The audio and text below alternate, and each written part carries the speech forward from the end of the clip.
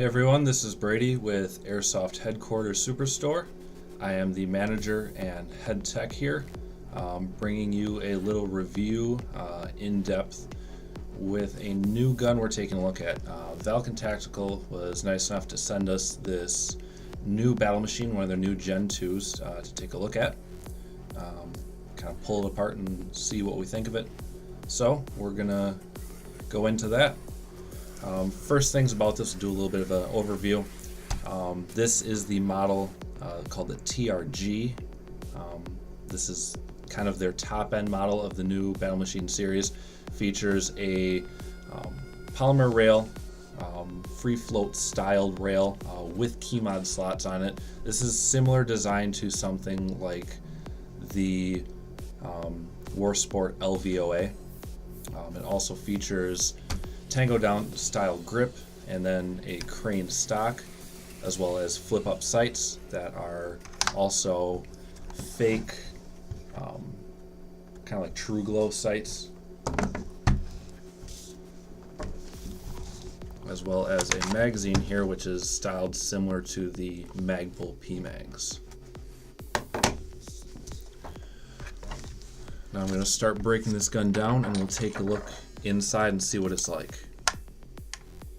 One nice feature that they decided to put with this was the body pins, or the receiver pins here, actually have screws in them. So as long as you keep those screws in place, they're not going to fall out, which is a nice feature.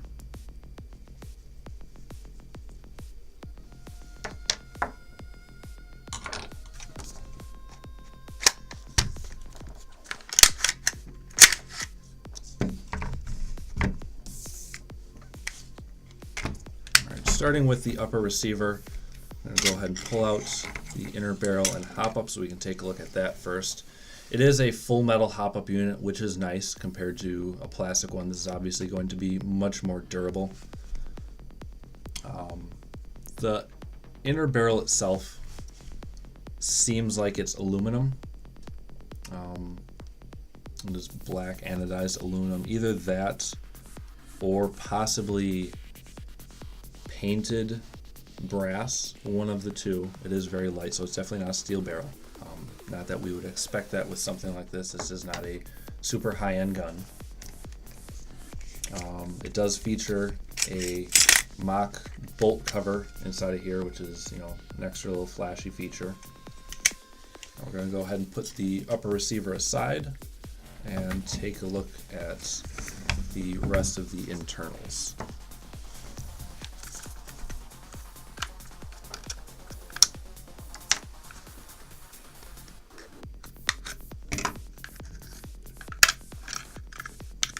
It does feature a fuse in the back, which is completely removable.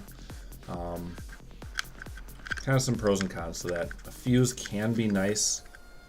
It does protect your wiring a little bit in case of a over amperage. However, something like that is pretty rare. And so you can completely remove it, which is nice, because sometimes having a fuse in there can cause some more issues than having no fuse, just with it burning out.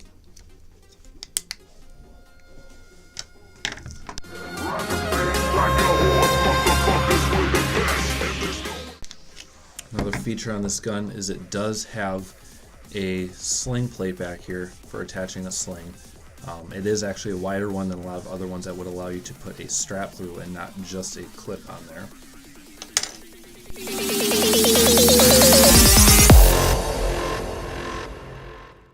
Now before I start diving any further into this, I do just want to add a little something here. I've been working on airsoft guns, doing teching and building guns for over 7 years now. I've built many guns, even from scratch. In fact, I build all of our custom guns here at Airsoft Headquarters Superstore, our what we call the TFAC customs. So I have definitely seen a lot of different guns, so I will have a very good idea of what brand of parts and quality of parts we're going to have inside of this thing, so I can give you a good idea of exactly what kind of gun this is and and what kind of value it is.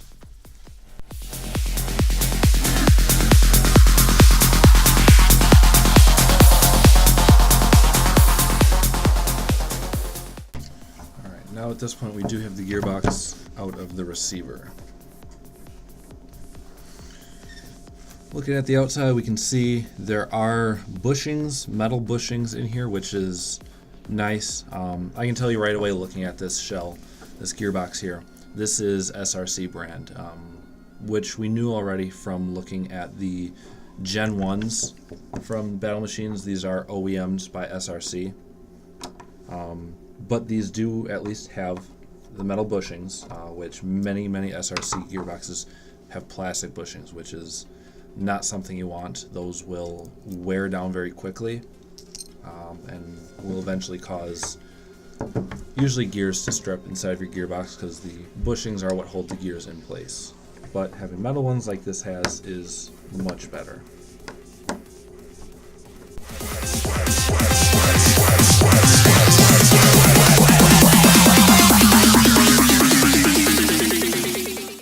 Got the screws out, and we're going to go ahead and open up the gearbox and take a look at all the internals inside.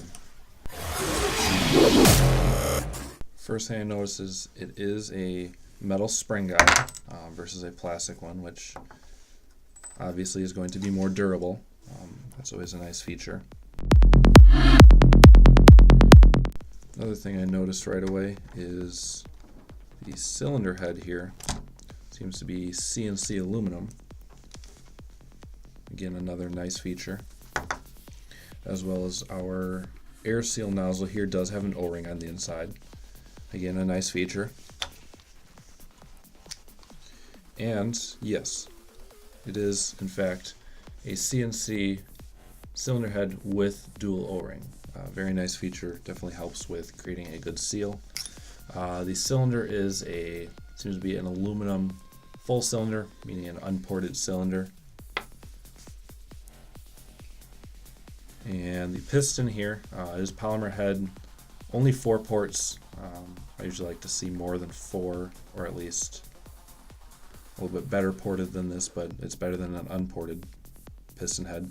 But the piston itself does have half metal rack, as well as the first pickup tooth is shaved down for better meshing of the gears. Gears themselves are actually pretty nice, a lot better than older SRC gears I've seen. Those are actually pretty decent. Nothing super fancy, but again, they are very decent.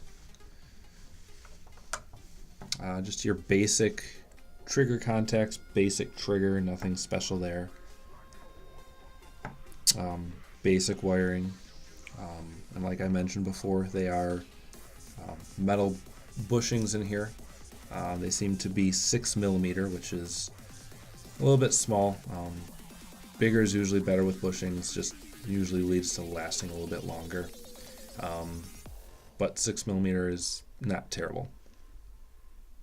Pretty standard tappet plate.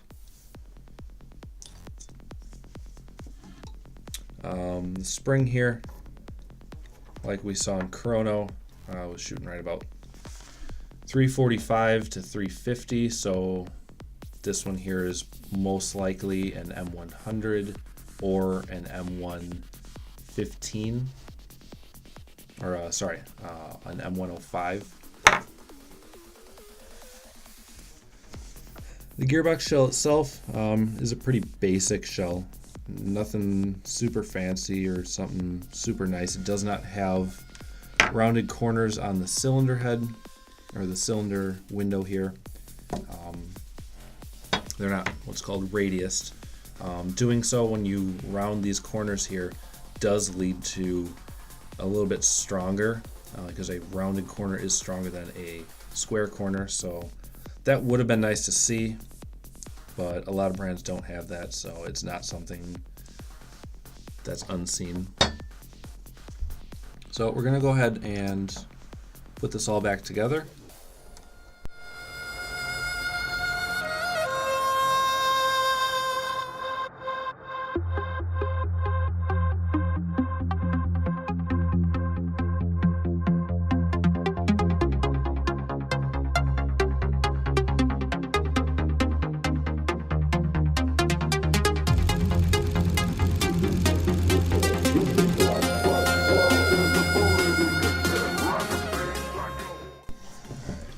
Real quick, going over the motor before I put it back in. It is just a basic stock SRC motor.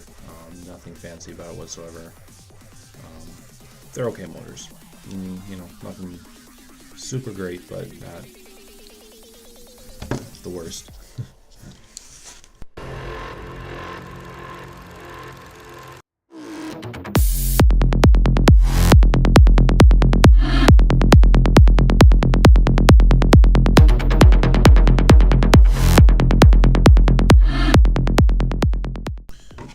There we have it, the disassembly.